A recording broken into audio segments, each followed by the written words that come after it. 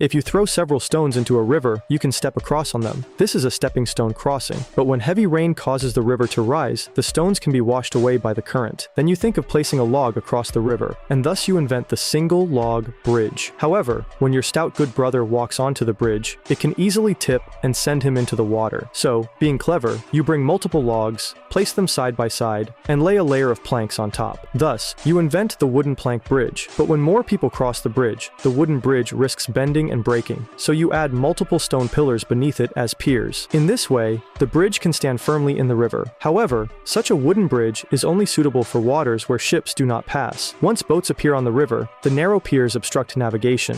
Then your genius mind comes up with an idea. If piers cannot be built in the river, why not build them on the banks? So you stack logs in a crisscross pattern on the riverbanks to form piers. Next, you fill the gaps between the logs with cobblestones, making the entire structure stand as firm as a mountain, even against surging floodwaters.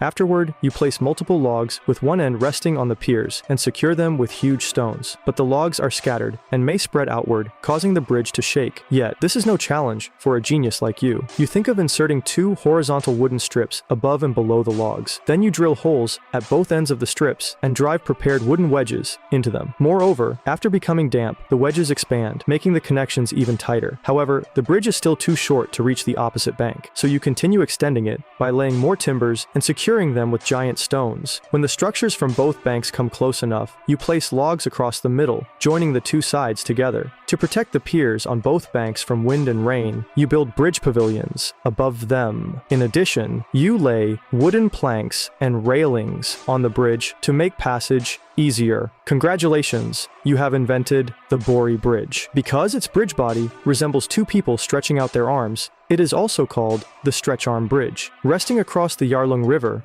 the bridge is a masterpiece written in wood by Tibetan craftsmen. It measures mountains and rivers with cantilevered structures and locks time together with mortise and tenon joints.